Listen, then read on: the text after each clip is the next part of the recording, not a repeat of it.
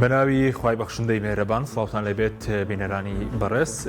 وەزارەتی دارایی حکوومەتی ماوە بەسەرچووی هەرێم لیستی موچەی مانگینۆی بڵاو کردەوە کە بە 9 ڕۆژ موچە دەگات سەرڕای ئەوەی کە داهاتی بەردەسێ لە بەرنامە ئەمڕۆ قسە لەسەر دابشکردنی لیستی موچەی مانگینۆ دابشکردنی موچەی مانگینۆ هەروە چارەنووسی سێ موچەی کۆتایی ساڵ هەروە پرسی ڕێکەوتن لەگەڵ بەغداد لە بواری دارایی و نەوت و دۆخی داراییش لە ساڵی داهاتوو دەکەین لەگەڵ بەڕێز مامۆستا عومەر گوڵپی پەرلەمانتاری پێشووی کوردستان لە لیژنەی دارایی. مامۆستا بەخێر بن، سوپاسی ئامادەبوون دەکەم. زۆر سوپاس. مامۆستاکە سەرەتا لەوە دەست پێ بکەین سەرنجی بەڕێز چی و لەسەر ڕاگەیاندنی لیستی موچە کە لیستی موچەی مانگینۆیە وێڕای دوارکەوتنی اینجا بە 9 ڕۆژیش دابش دەکرێت. بەڵێ بەناوی خۆی بەخشندەی مێرەبان سوپاس کا حەکیم سڵاو لە بینەرانی بەڕێزی کەناڵی ئاسمانی پەیام. پیرۆز باشتان لێ یەکەم کە لەم ماوەیە ساڵیادی کەناڵی ئاسمانی پەیام بوو کە بەڕاستی پەیام دەنگ و ڕەنگی خەڵکە و هەمیشە لەبەرەی خەڵکا بووە. تەبەن کا حەکیم ئێمە زانین نە لە عێراق نە لە هەرێمی کوردستان قەیرانێکی گەورەی ئابووری و دارایی نییە، یعنی مەبدەئیان ڕوبەڕووی قەیرانێکی گەورە نەبووینەتەوە. بۆ نمونە نرخی نەوت دابەزێ، بۆ نمونە کارەساتێکی سروشتی ڕوو بدا و هیچ کێشەیەکی لەو جۆرە نییە کە شایانی ئەوە بێ کە خەڵک برسی بکرێت چ لە هەرێمی کوردستان چ لە عێراق، شایانی ئەوە بێ کە خەڵک خزمەتگوزاریەکانی خراپ بێت چ لە عێراق چ لە هەرێمی کوردستان. بەڵام هۆکاری سیاسی گەندەڵی دزی تاڵانی و خراپی ئیدارەدان بەداخەوە وای کردووە هەم عێراق ئێستا لە زۆرینەی پارێزگاکان لە ئاستێکی زۆر خراپی خزمەتگوزاریایە، ڕاستە موچەیان مەزبوطە، ڕاستە هێندێک خزمەتگوزاری تریان هەیە وەکو مەسەلەن بۆ نمونە نەوت و غاز و ئەوانە، بەڵام بەڕاستی خزمەتگوزاریەکانی تریان زۆر خراپە. لە هەرێمی کوردستانیش کە بەداخەوە دووە لە 2015ەوە بەردەوام موچەی خەڵک دواکەوێ ئەفەوتێ لێە بڕێ پاشەکەوتەکرێ.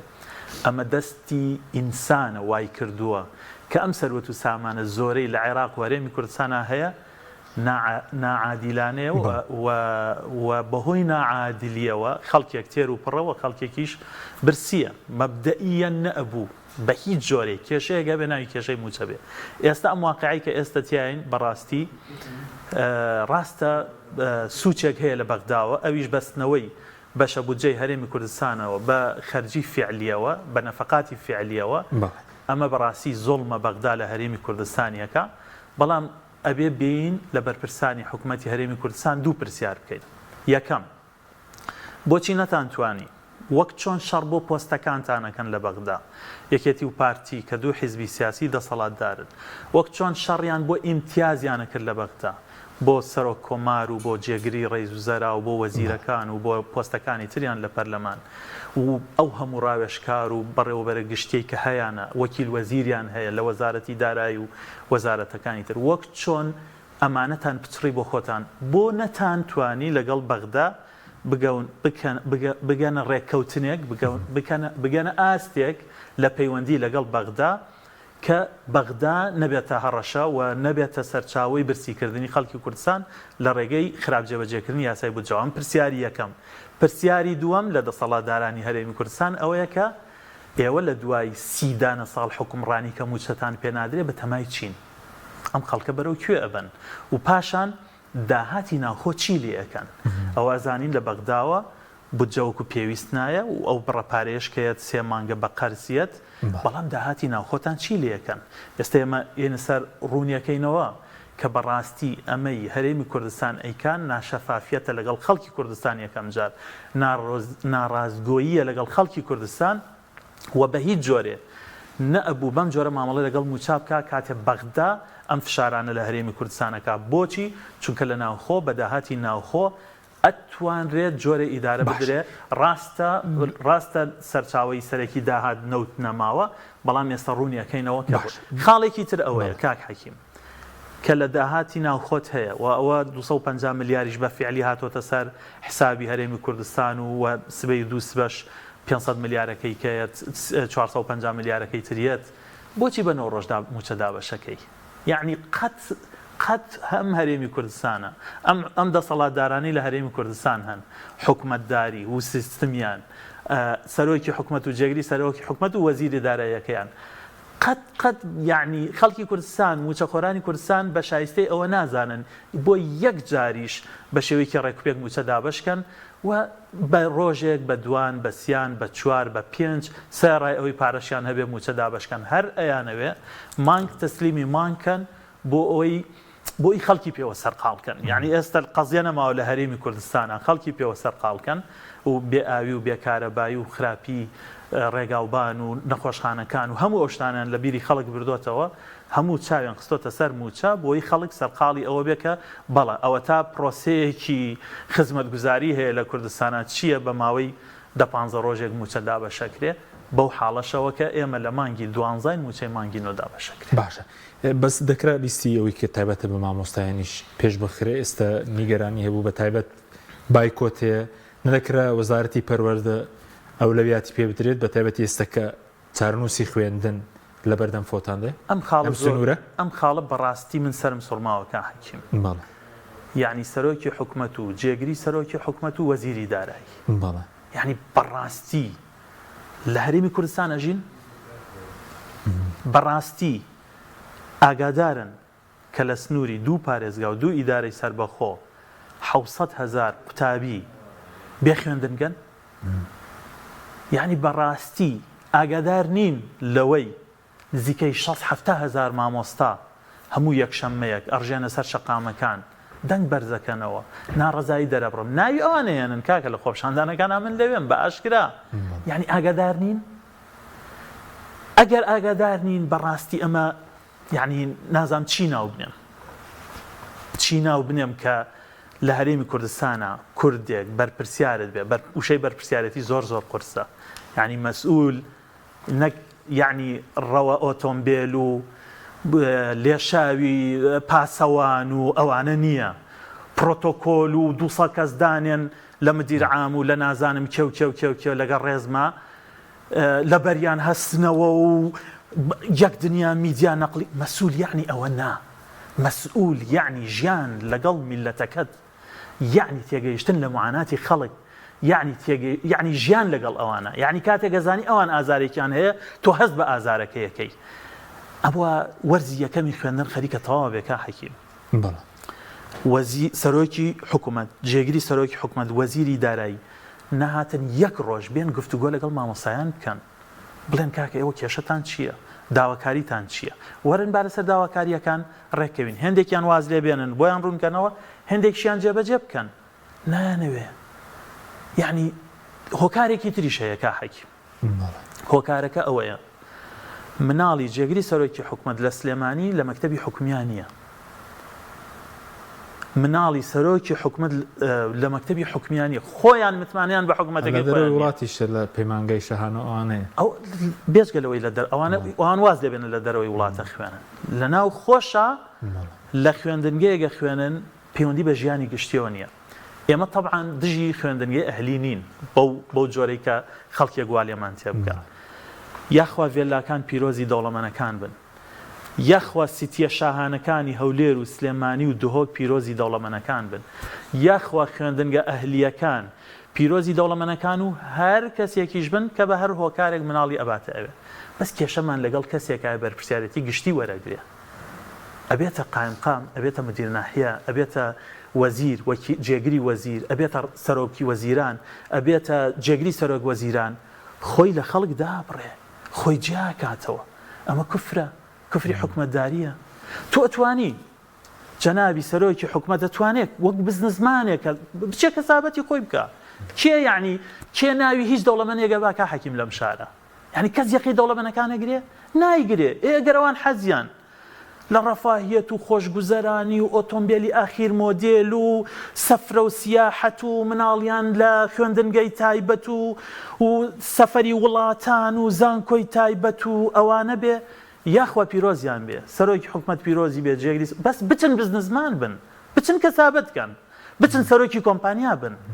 بەڕاستی و بێکەوە ناکرێ بەڕاستی لە هەر شوێنێک کاک حەکیم لە هەر شوێنێک ئەمە سادەترین پێناسەی زانستی سیاسی گەندەڵیە و گەندەڵە لە هەر شوێنێک بینیت سیاسی و بازرگان یەک کەس بوون ئەو شوێنە نغڕۆی گەندەڵیە نابێت چاوەڕێ بکەی لەو شوێنە خزمەتگوزاری پێشکەوێ نابێت چاوەڕێ بکەی لە ماوەی 10 ساڵە شارەکان بازێک بدەن و بەراورد بەو پێشکەوتنەی کە لە دنیاە هەیە ئێستا ئەم دوو حیزبەی 10 ساڵاتدار ڕێک کۆمپانیان خۆیان بەرپرسیان حیزب زۆر دەمێکە نەماوە حیزب زۆر دەمێکە نەماوە ئەو کاتە حیزب هەبوو کە لە سەرەتای ڕاپەڕینە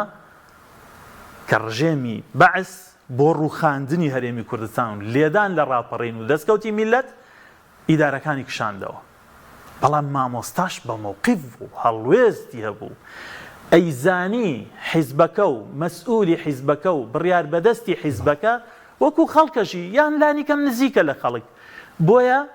هاتن دروشمێکیان بەرز کردەوە کە سەری بەرزمان بۆ موچەنەوی ناکەین بەس ئێستا مامۆستا ئەزانێ موچەخۆر ئەزانێ ئەمە کوردایەتی نییە ئەمە تاڵانیە ئەمە نیشتیمان پەروەری نییە ئەمە نیشتیمان وێرانکردنە لە ماوەی 10 ساڵ سیاسەتێکیان بینا کرد هەردوو حیزب کاک حەکیم یعنی بەداخەوە دۆسیەی نەوت زۆربەی کات هەرەڵێن پارتی لە ڕاستیە یەکێتی بەقەت پارتی بەشدارە لە دۆسیە نەوتە و یەکێتی بەقەت پارتی تاوانبارە لە ئیدارەدانی دۆسیەی نەوتە هیچ جیاوازی نییە یا ئەم سەرۆکی حکومەت بووە یا جێگر بووە هەمیشە دوو ئەندامی لە ئەنجومەنی باڵای نەوت و گاز هەبووە پارتیش هەر دوو ئەندامی هەبووە وەزیری دارایی کە دوو کابینەیە لە بزوتنەوەی گۆڕانە ئەندامی پێنجەم بووە واتە وەکو یەک لەم ئەنجومەنە ئیدارەی نەوت و گازیان داوە بە چاک و خراپیەوە بۆیە ئەم دوو حیزبە ئێستا خەڵکە زانێ بازرگانیەکەن کۆمپانیای بازرگانیان هەیە و کۆمپانیا و گروپی کۆمپانیان هەیە و ئەوان ئیشەکەن بۆ ئەوەی خۆیان خۆش بژین بۆیە باکیان لەوە نییە مامۆستا موچەکەی لە پێشە لە دوایە وەری ئەگرێ وەری ناگرێت دەوامەکان نایکامانەگرێ کاک حەکیم مامۆستایان شتی زۆر زۆر گەورە ناڵێن داوەتەریان سادەیە موچە لە کاتی خۆیان دوو پلە بەرزکردنەوە باشە گریمان دامەزرانی وانە بێژە دامەزرانی وانە بێ طبعا هەر سێکی یەکەم موچە لە کاتی خۆیان ئەم مافی هەموو موچە خۆرێکە بەبێ داواکاری گریمان تەفسیرێک هەبێ ئێستا کە من باوەڕم پێی نییە بەڕاستی بەم ئاستەی ئێستا چونکە ئێستا دەسەڵاتداران پاساوێکی ئاسانیان دەستکەوتووە کاکەوە بۆیە موچە نادرێت چونکە بەغدا ناینێرێ هەمومان ئەزانین لە مانگی سێوە بەرپرسیارەتەکە لە بەغدایە کاتێ نەوت وەستا 10 ساڵە نەوت لە ژێردەستی خۆتایە تۆ موچەت نەداوە ئەو کاتی نەوت لای خۆت بوو پاشان یەک موچە لە کاتی خۆیان دووەم پلە بەرزکردنەوە باشە کە تۆ موچەکەی وەکو پێویست نادەیتێ لە کاتی خۆیان ناییتێ هەر بەستوتەتەوە بە بەغداوە بۆ پلەکەی بەرز ناکەیتەوە بۆ پاشان بۆ ئەبێ بۆ سەرۆکایەتەکان و بۆ ئەنجومەنی دادوەری و بۆ سەربازی و بۆ هەموو بوارەکە ئەمە پێمان خۆشە چونکە ئەو کەسەی فەرمانبەر و موچە خۆر بێ لە سەربازی یا مەدەنی وەکو یەک مافی خۆیەتی پلەبەرسنەوە بۆ هەموو کەس هەبێ بەس بۆ مامۆسانە بێ هەر بەڕاستی یەکێتی و پارتیە بێ لە خۆیان بپرسن من وازم لە سەرکردەکانیان هێناوە چکە بەڕاستی دەستم لێ شۆردوم بەس ئەبێ ئەندام و لایەنگری یەکێتی و پارتی لە خۆیان بپرسن بۆچی ئەم دوو حیزبە سیاسیە دەسەڵاتدارە ئەو نەڕەکان لە مامۆسایە بۆ هۆکارەکەی چییە سەبەب چییە نانەوێت ئەم میلەتە بە نەوەیەکی خوێندەوار پێ بگەێنێ عاقڵ و وشیار چونکە ئەگەر کاک حەکیم سەرەتای هەر گۆڕانکاریەک لە پەروەردەکردنی نەوەیەکەوەیە خوێندنگە پێشکەوێ پەروەردە پێشەکە سەر داهاتی ناوخۆش دەکەین بەزەگەر بیان و سپێنیان توانی پەروەردە بخەنە یەکەم ئەیانتوانی یەکەم لانیکەم لە لیستی ئەم مانگا پەروەردە بهێنە پێشەوە بیخەنە یەکەم ئەوەی یەکەم دووەم پلەبەرزکردنەوە دەست پێ بکەنەوە سێم مامۆسانی وانە بێژ تۆ 400,000 تێ کاکە بەم جۆرەی کە ئێستا هەیە بۆ بۆ نایکێتە هەمیشەیی کاتێک کە تۆ فەراغت هەیە کەلێنت هەیە لە ناو پەروەردە ئەبێ ئەم کەلێنانە پڕکەیتەوە بە دامەزرانی هەمیشەی پڕیەکەمەوە باشە قەرارە ئەگەر خوێندنگەیەکی ئامادەی ئەم ساڵ لە هەڵەبجەیان لە زاخۆیان لە ئاکرێ پێویستی بە 20 مامۆسای وانە بێژ بێ قەرارە ساڵی داهاتوو ئەم خوێندنگەیەدا بخرێنە خێرە بێ بەردەوام بێ بەڵێ دەیکەواتە تۆ بە سیستەمێکی عادیلانە وەرە مامۆستا دابمەزرێنە بە هەمیشەی بۆ ئەو شوێنانەی کە پێویستن ئەو شوێنەی کە پێویست نییە دامەزراندن مەکەرەوە وەرە کەرتی تایبەت پێش بخە بۆی هەلی کار بڕاستێن باشە بینە سەر ئەو موچەی کەدا بەش دەکرێت موچەی مانگی نوێە بەڵێ لە کۆتایی بڵین لەگەڵ هاتنی وەرزی سیستان کۆتایی پێدێ بەڵێ بە ناڕۆژ ئەی چارنووسی سێ موچەی دیکە ئێستا کە قسەی لەسەر دەکرێ دەبێت چی بکرێ فشار بکرێ چی بکرێ بەوەی کە ئەوانی شاوشێوی ڕابردوو حکومت نایخوات من یەکەم شت داواکاریم لە هاوڵاتی و موچەخۆرە نابێت دەست لە مافی خۆی هەڵگرێ بەڕاستی من لێرە و لەوێ ئەبیستم و هێندێک کەس و ئەو موچەی 11 فەوتا و تو ئەوان هەندێک فاتحاشی بۆ دەخوێن نابێ مافی خۆتە کاکە مافی خۆتە یعنی من ئەگەر سەرۆکی حکومت من بەڕاستی خۆشحاڵە بم ئەگەر خەڵک بڵێن ئەوە 12 فەوتا یاڵا بیسمیلا لێ ئەمە تاکەی لەسەرەوە دەست پێ بکەینەوە لە 2015 بوو 16 بوو 7 بوو لە 2020 بیریەت ئەم کابینەیە وتیان کاکە با لەگەڵ بەغدا خۆمان ڕێکەینەوە دووسێ موچیان نەدا دیسان لەوێش دوای لێبڕینیان کرد یعنی تاکەی معناویان دەسەڵاتە شایانی ئەوە نییە میلەت ئەوەندە نەرم بێ لەگەڵیان ئەوەندە یعنی ئەوەندە یعنی دەست پێش خەر بێ لەگەڵیان هێندێک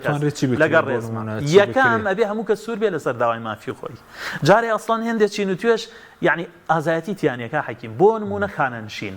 خانشینێک 40 دانە ساڵ هەموو مانگێک بڕێ پارەی لێ بڕاوە مەفروض وایە ئەم پارەیە چوو بێتە سندوقێکەوە بە یاسا وایەکە حەکیم ئەمانە هیچ سندوقێکیان نێژ لەم وڵاتە ئەمە کەی حکومەتداریە کاکە حکومەتداری کەی وایە نە سندوقی خانشینیت هەیە نە سندوقی شێرپەنجەت هەیە نە سندوقی پاراستنی ژینگەت هەیە نە سندوقی پاراستنی خانپێداویستی تایبەتت هەیە دەستیان برد بۆ هەموو شتێک یعنی ئەمە کوفر خانشین بۆچی ئەو سندوقی بۆ دانراوە بە پێی یاساکە حەکیم بۆی موچەی زەمان بێ ئەم کەسە جێتە 63 ساڵیەوە ناتوانێت ئیشکە ئەبێ پارەکەی لە بانقا مسۆگەر بێ ئەمانە نە سندوقەکەیان دروست کردووە طبعاً خۆشیان 100 جار بەڵێنیاندا ئەم کابینەیەش بەڵێنیدا هاتن بەیانێکیان دەرکرد على ئاساس سندوقەکەمان دروست کردووە باشە مۆزەفێک 40 دانە ساڵ وەزیفەی بینیوە مامۆسایەک پزیشکێک هەر کەسێ پێشمەرگەیە پارەکەی هەر مانگێک کە موچەی وەرگێتەوە بڕێک پارەی لێ بڕاوە یعنی 40 ساڵی ڕابردوو هەموو مانگێ بڕێ پارەی داوە بۆی حکوومەت بە ئەمانەتەوە بیخاتە سندوقێکەوە لەو سندوقەوە لە دوای 63 ساڵی مانگانە موچەی خانشینی وەرگێ یعنی هەر ئەبوو یەک تۆز ئەگەر بە یاسا کاریان کردایە ئەگەر هەستی نیشتیمان پەروەریان تیا بواە لانی کەم هەنگاوی یەکەم ئەبوو دەست بۆ موچەی خانشین نەبن وەکو خۆی خەرجیکەن بڵێن ڕاستە سندوقمان دروست نەکردووە بەس ئەمە پابەندیەکی ئەخلاقیە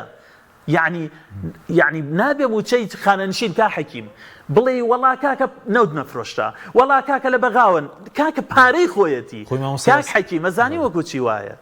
یەکێک هەموو مانگێک بڕێ پارە بکاتە دەخیلەکەوە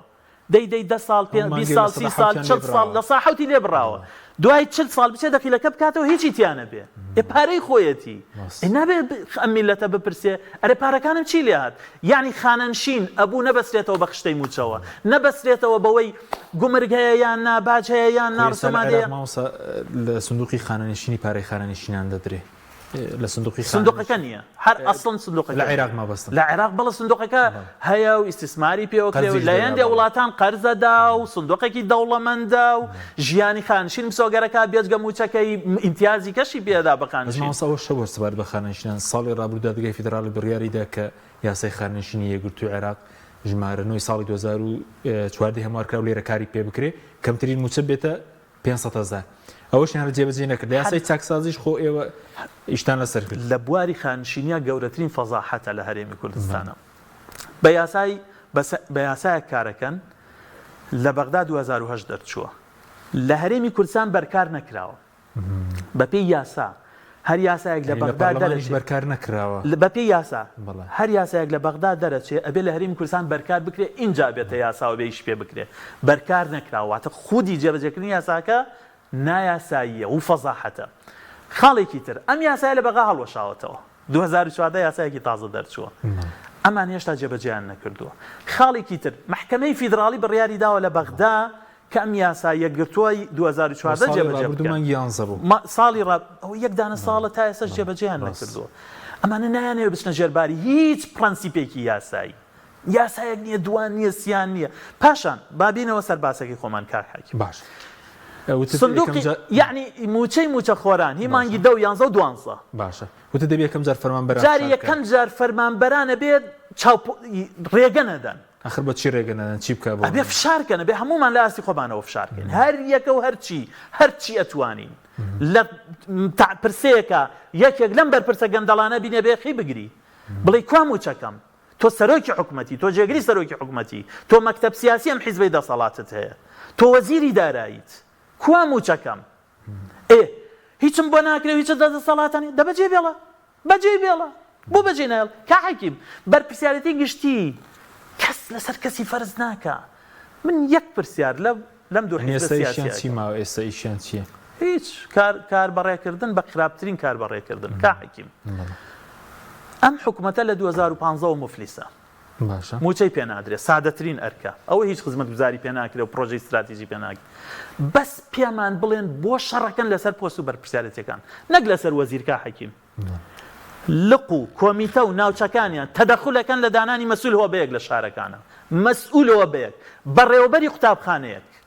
ئەم حکومەتە ئەوەندە خراپ ئەوەندە مفلیسە ئەوەندە هەژارە ئەوەندە هیچی پێ ناگرێت بۆ ئەوە حەستان لە بەرپرسیارەتی بەجێ بێڵن زۆر سادە و ئاسانە بەجێ بێڵن یەکێتی بچنەوە ماڵی خۆیان پارتی بچێتەوە ماڵی خۆیان کەس یەقیان ناگرێت کەس باسییان ناکە کا حەکیم ئێستا خۆ حیزبیکە زۆرە لە کوردستانە ئێمە باسییانەکەین باسییان ناکەین چونکە باس ئێمە کێشەمان لەگەڵ کێ هەیە میلەت کێشەی لەگەڵ کێ هەیە لەگەڵ کەسێکە بێت من بڵێ من مەسئولتانم من سەرۆکی حکومەتتانم من جێگری سەرۆکی حکومەتتانم من وەزیری داراییتانم من وەزیری پلانتانم وڵاتی بێ پلان بۆیە یەکەمە بێ موچەخۆر کۆڵ نەدا نەڵێت 11 تازە فەوتە پارەی خۆیەتی موچەی خۆیەتی ئیشی کردووە بێم پاداشتەکەی وەرگرەوە خاڵی یەکەم خاڵی دووەم هی خانەنشین منەتی تیانە نابێت ڕەتی بە بەغاوە هەبێت پارەی خۆیەتی و لە سندوقایە ئەبێ بۆی خەرج بکرێ خاڵی سێمەوەیە کاک حەکیم داهاتی ناوخۆتان چی لێ کرد بۆ بە داهاتی ناوخۆ لانی کەم لە کۆی سێ موچە دوو موچە نادەن دەتوانن بەڵە دەتوانن با من بۆ دڕونکەمەوە هەتا مانگی سێی ئەم ساڵ باشە هەتا مانگی سێ ئەم ساڵ نەوتیان فرۆشتۆ موچیان داوە وایە واتە بە داهاتی نەوت لەگەڵ داهاتی ناوخۆ موچیان داوە طبعاً پرسیارێکی زۆر جدی ئەوەیە بۆچی کاتێک کە داهاتی نەوت لای خۆیان بوو ئەیانتوانی لەگەڵ داهاتی ناوخۆ بە 250 میلیۆن دلار و 300 میلیۆن دلاری نەوتەوە موچە بدەن بۆ ئێستا بە 600 میلیاری شەواڵێن بەشناکە لە باشترین حاڵەت 500 میلیارد ئەو باشترین حاڵەتی فرۆشتنی نەوتی ناوخۆ 500 میلیارد بووە ئەکرێ زیاتر بوو بێ بەس ئەمەیان بەڕای گشتی وتووە 500 میلیارد بۆچی لەگەڵ 500 میلیارد ئەتانتوانی کاملی موچە خۆران بدەن لەگەڵ هێندێک خزمەت گوزاری کە مانای وایە داهاتی ناوخۆ 500 و 600 و 700 میلیارد دینار بووە وایە کا حەکیم بۆچی ئەتانتوانی ئەو کاتە داهاتی نەوتان لە بەردەستا بوو کە داهاتی نەوت لە زۆرینەی حاڵەتەکانە لە 500 میلیاردیە نەپەڕیوە لەگەڵ داهاتی نەوت بۆ ئەتانتوانی بە داهاتی ناوخۆوە موچە بدەن هێندێک خزمەت گوزاریش هی وەزارەتەکان و نەسریە و ئەوانە بۆچی ئێستا بە 600 میلیاریشەوە ئەڵێن نەقسی هەیە ئەوە خاڵێکی تر ئەوەیە کاک حەکیم هەموو مانگە موچە ئەدرێ داهات یا لە نەوتەوە هاتووە تا مانگی سێ یاخود لە بەغداوە هاتووە اینجا ئەمان موچەیەکیان داوە ئەم ساڵ ئەوە لە مانگی 12 مانگە و ئەوان ئێستا بەنیازن موچەی مانگی نۆش بدەن وایە تا ئێستا هەشتیان دابەش کرد سپێەوە ئەوە لە سبێنەوە نۆش دابەشەکەن 11 و 12 کە لێرە نەدراوە ئەوان ئەڵێن لە بەغداوە پارەی نەهاتووە وانە ئەی داهاتەکانی ناوخۆی چی لێ هات سێ مانگ هەر مانگێک ئێمە با بۆ بینە ڕوون بێت هەر مانگێک هەرێمی کوردستان ئیدارەی خۆی ئاوادا موچەی موچەخۆران ئاوادا بەشێک لە بەغداوەیەت بەشێک لە ناوخۆ نۆ مانگتدا بەشێک لە بەغاوە هات بەشێک لە ناوخۆ سێ مانگەکەی تر ئەوە لە بەغداوە گریمان نهات بە پشکەکەی ناوخۆ چی لێ هات ماوەسە لەو راپۆرتی بۆ بەغدایان دەڵێ 336 میلیارە بەس داهاتی ناوخۆ و نانەوتی ئەوە زۆر ناڕاستە زۆر زیاتر لەوە من کێشەم لەگەڵ حەقم بەسەر بەغاوە نیە و بە کوردی قساکەم بۆ خەڵکی کوردستان قساک باش داهاتی ناوخۆ زۆر زیاترە لەوە هیچ مانگێک کەمتر نییە لە 500 میلیارد دینار 500 میلیارد بەبێ فرۆشی نەوت بەتان کرد بەڵە بە دڵنیاییەوە بەبێت دۆسیەی نەوت بە هیچ جۆرێ داهاتی ناوخۆ 500 میلیارد ئەزانی بۆ کا حەکیم چونکە بەم سۆگەری هەموو مانگێ بەلای کەمەوە 140 ملیارە لە گومرگەوە بەو گەندەڵیەوە کە هەیە هەموو مانگێ 50 ملیار لە داهاتی باجەوە ئەوە 190 ملیار دینار هەموو مانگێ ئەوان بە هەموو ڕسوماتەکانەوە 100 ملیاریان حساب کردووە 130 ملیار دیناریان حساب کردووە کە من ئەزانم بەس وەزارەتێک هەیە بە تەنها 100 ملیار داهاتی هەیە ڕسومات مانگانە بەڵێ یەک وەزارەت بە تایبەت لەم کاتانەی کە هاندانی داشکاندن هەیە بۆ ئاو و بۆ کارەبا زۆر زیاتریشە لەوە هێندێ مانگ هەبووە بەس دایرەی کارەبای سلێمانی داهاتەکەی 50 ملیار دینار بووە بەس داهاتی دایرەی کارەبای سلێمانی یەکێک لە مانگەکانی 2022 ئەم حکومەتە شەفاف نییە لەگەڵ خەڵکی کوردستان کێشەی خەڵکی کوردستان ئەمەیە زیاتر کا حەکیم وەک وتمان ئەمە ڕوونکردنەوەکەیە باش سێ بەشە بودجە لە بەغداوە نەهاتووە تۆ سێ مانگ موچەت نەداوە بێ زەحمەت کە هەموو مانگێ بە بەشێک لە پارەی بەغدا موچە ئەدەیت و بەشێک پارەی ناوخۆ بەشێک پارەی ناوخۆکە چی لێ هات لەکوێ هی ئەو سێ مانگە ئەو بەشە پارەیە من پێتەڵم کا حەکیم 500 ملیار دیناریە یەک بەلای کەمەوە 1 تریلیۆن و 500 ملیار دینارە کە نزیکە لەوەی دوو موچەی پێ بدرێ کەواتە ئێستا ئەو حسابی وەشت نەکردو ئەوەی پێشتر ماوەتەوە طبعا لە دنیا نییە تۆ 1 دینار نەبێت لە مانگێک بچێت بۆ مانگێکی تر اینجا پاشان هێندێ داهات هەیە کە باسی حسابی نەوتی نەوت بەتەن کرد ئەوە پرسیاری دووەمە ئەوە پرسیاری دووەمە بەڵێ ئەی نەوت لە ماوەی ئەم 4-5 مانگ و 6 مانگا کە بە ناوخۆی ئەفرۆشی و بەڕێگەی تەنکەرەی فرۆشی داهاتەکەی چەندە بۆ کوێ ئەچێ بۆ کێ ئەنێرن چی لێ ئەەکەن و بۆ بە خەڵکی ناڵێن ماوەسەی سەدەڵەن گەشتوتە 300,000 نزیکەی 80,000 ڕاستی بەغدا دەکرد ئەویشیان ڕاگرتووە لە یەکی 12 کاک حەکیم من کاتێ ئەندامی پەرلەمانی کوردستان بووم پەرلەمان لە زەمەنی یاسایی خۆیان زیاد لە 3 جار پرسیارم کردووە ئێوە ڕۆژانە 28,000 بەرمیل نەوت ئەفرۆشن بە 2 پاڵاوگە ئەی پاڵێت و ئەیدا بە بەنزینخانەکان بە نرخی بازرگانی ئەو کات کە بە بۆری دەڕۆژ جگە لە ئەو کاتە نەوت بە بۆریە ڕۆژ ئامادە نەبوون ڕوونکردنەوە بدەن بڵێن ئێمە ئەم 28,000 بەرمیل نەوتە ئەفرۆشین بە فلان کۆمپانیا ڕۆژانە بەرمیلی بەوەندە ئەدرێت بە فلان کۆمپانیا دابەشەکرێ ڕۆژانە ئەوەندەمان دەسەکەوێت باشە حکوومەتێک کەمترین شەفافەتی لە فرۆشتنی نەوتی ناوخۆ نەبوو بێت کاتێک پەرلەمانەکەی هەبووە کە بە پێی یاسا بەرپرس بوون بەوەی وەڵام بدەنەوە ئێستا یعنی خەڵک چۆن باوەڕکە داهاتی نەوت لە ناوخۆیان نییە و سفرە هیچ کەس باوەڕ بەوەکە خۆی ئێستا ماوەسە 300,000 لە ناوخۆ دەفرۆشن ئێستا بەڵێ باسی دێکرد بەرمیلی لە بینی 35 بۆ 40 دۆلار دەفرۆشن ئێستا لە ناوخۆ دەیفرۆشن بەڵێ طبعا هەموو ئەمان گەیەنێتە یەک ئەنجام کا حەکیم ئەویش ئەوەیە کە بەڵە حکوومەتە ماوە بەسەر چۆکەی یەکێتی و پارتی و گۆڕان ئەتوانێت بەلای کەمەوە موچەی 2 مانگی 2023 موچەخۆران دابەش بکات و بەرپرسیاریشە کە موچەی داهات و موچەی مانگی دەبێ دوای ئەوە 11 دوای ئەوە 12 و بە داهاتی ناوخۆ ئەوەی لە بەردەستیانە بەردەوام بن لە دابشکردنی موچە و هەوڵیش بدەن لە بەغداوە کۆتایی بەم کێشەیە بێنرێ موچەی موچەخۆرانی کوردستان جا بکرێتەوە لە خەرجی فعلی ئەم ستەمە کە ئەم ستەمە هاوبەشی 2 حکومەتی بەغدا و هەرێمی کوردستان لە موچەخۆرانی کوردستان بەردەوام نەبێت باشە بەس ئێستا بە بۆچوونی بەڕێزت ئەو داهاتێک کە لەو 12 مانگە لە بەردەستی حکومەتە بەشی 12 موچە دەکات لەگەڵ پارەکەی بەغدا لەگەڵ داهاتی ناوخۆ بەڵە بۆ چونکە کا حەکیم ڕوونە 12 مانگمان هەیە وایە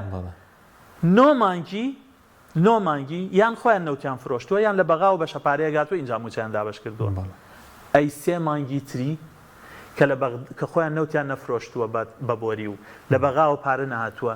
بەشەکەی ناوخۆکەیان خستە سەر موچە چی لێ هات کەس بینی بۆ نمونە ڕێگەی دەربەنی خان زەڕایەن تەواو بێت دەربەنی خان کەلار تەواو بێت کەس بینی مەسەلەن 200 ملیار تەرخان 150 ملیار تەرخانکەن بۆ ئاوی چەمچەماڵ گۆبتەپە چەمچەماڵ کەس بینی بۆ نمونە 200-300 ملیار تەرخانکەن بۆ دروستکردنی پرۆژەیەکی تازە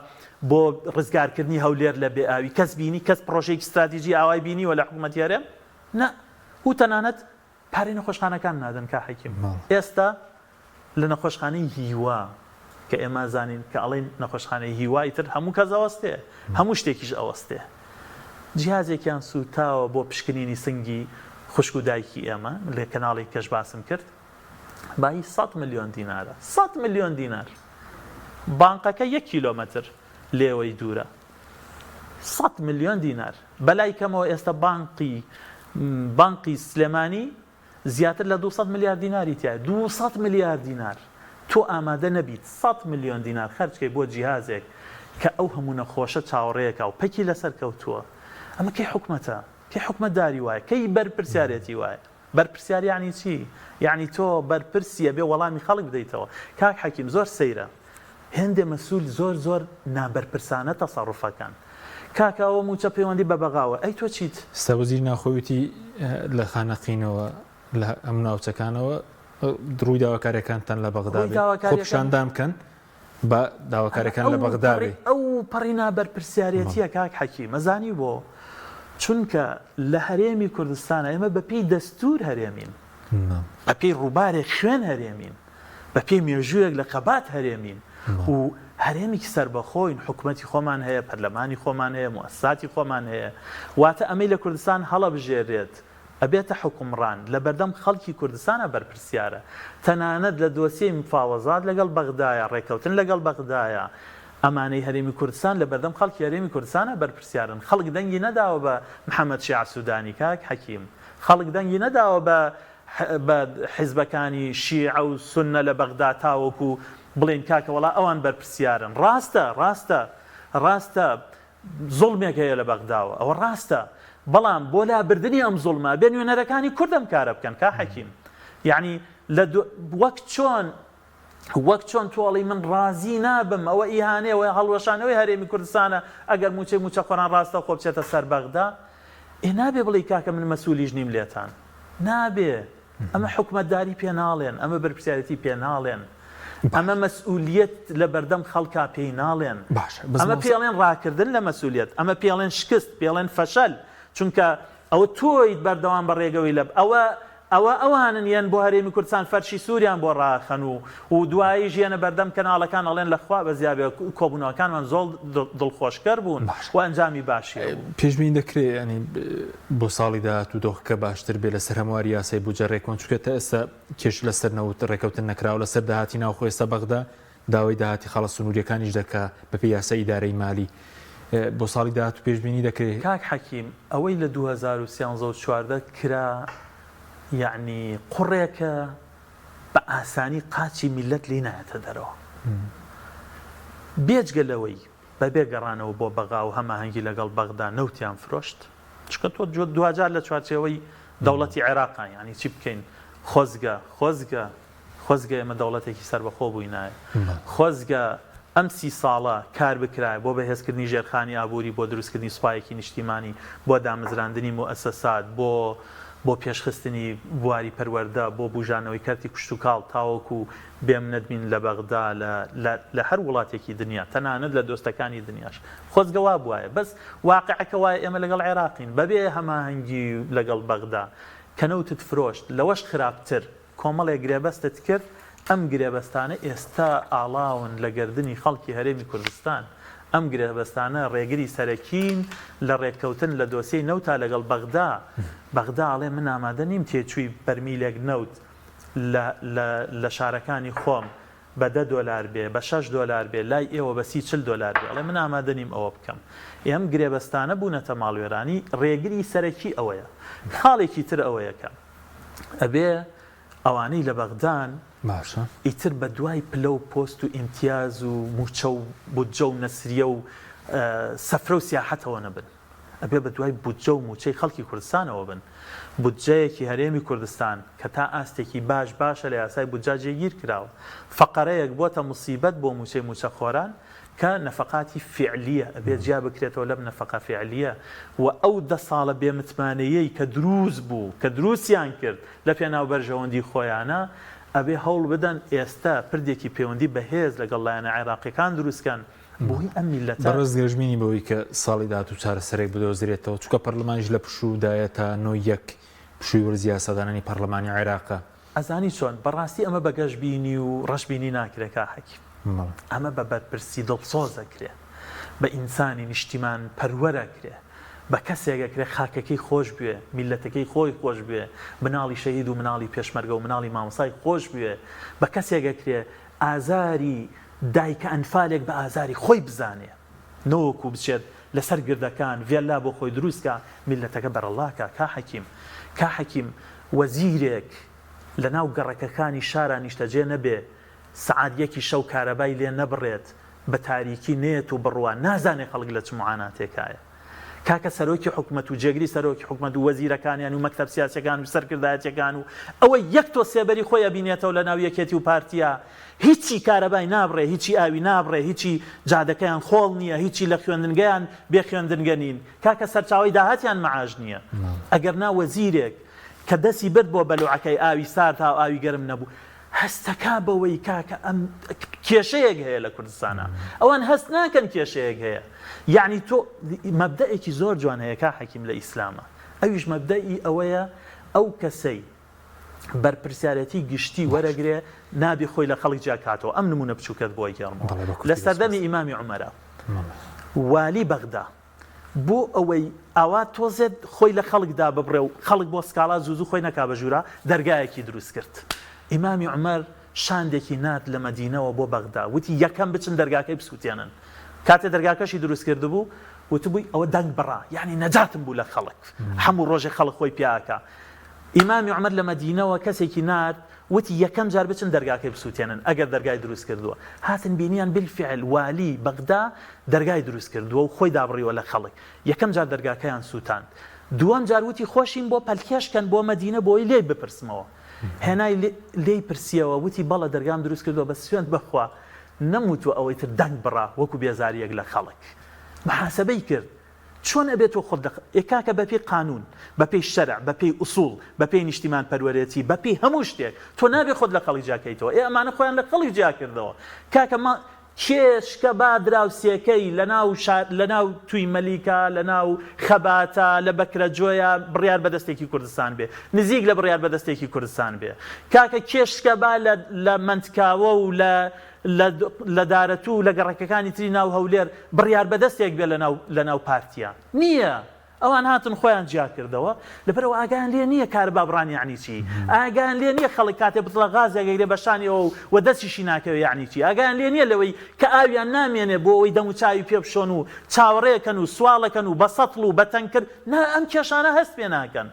پێ ناکەن کاتێ مناڵەکەیان نەخۆشە بێ دینارێکیان پێ نییە بیبەنە نەخۆشخان هەست بەم کێشانە ناکەن بۆیە یعنی ئەم حاڵی خەڵکی کوردستانە چاوەڕێی خێر بکەین بە کورتی خێر لای خەڵکە بێ ئیرادەی گۆڕانکاری هەبێ کە فرسەتێکی هەڵبژاردننی دەستکەوت تۆڵە بکاتەوە بەس ئێستا لە کەرکووکیش هەڵبژاردنە لە کەرکووک هەڵبژاردنە هیوادارم ئەوە یەک زەڕ نیشتیمان پەروەرەتی لە دڵایە لە کەرکووک دەنگ نەدا بە یەکێتی و پارتی دەنگ بدا بە لیستە کوردیەکانی تر دەنگ بداتەوە بە یەکێتی و پارتی واتە دەنگەداتەوە بە ماڵوێرانی بەوەی کە لە کەرکووک کردیان ئەزانی لە کەرکووکشۆنیدا تا ئەو کاتێک دەسەڵات و بڕیار بەدەستی کەرکووکیش بوون مدیر و مەسوولەکانیان هەتا ئێوارە لە کەرکووکە بوون ئێوارە هاتنەوە بۆ هەولێر و سلێمانی بۆ ڤێلاکانیان خەڵکە فەقیرەکەیان لە ناو مەینەتیەکانی کەرکووکە بەجێش لیستی مەشخەڵ بەدیلە لیستی مەشخەڵی کۆمەڵ و یەکگرتو و بەڵە لیستی داوێن پاک دەست پاک ڕازگۆن لەگەڵ خەڵکی کەرکووکە و دڵنیام لەوەی ئەتوانن گۆڕانکاری بکەن ئەگەر خەڵک دەنگی خۆی لە کەرکووکا بگۆڕێ و فرسەتی تری هەڵبژاردنیش لە هەرێمی کوردستان دروستە بێ هەردووکیانە فرسەتە طبعاً ڕێگەی هەڵبژاردن ئێمە ناڵێن موعجزە دروستەکە بەس یەکێکە لە ڕێگەکانی گۆڕانکاری هیوادارم خەڵک ئیتر دەستکا بە گۆڕانکاری لە هەموو ڕێگاکانەوە لە خۆپشاندانەوە بە شێوەیەکی مەدەنی و ئاشتیانەوە خۆپشاندانی گەورە و قەرەباڵغ بکرێ لە ناڕەزایی دەربڕینەوە لەوەی ئیتر ئەوانەی کە بەداخەوە بوونەتە کۆیلەی ئەم دوو حیزبە کۆتایی بە کۆیلایەتی بێنن سپاس زۆر ساڵ سپاسی ئەمە دەبوون دەکەم سپاس بۆ بینەرانی بەڕێز سپاس بۆ ئەو کاران و خواتانەوە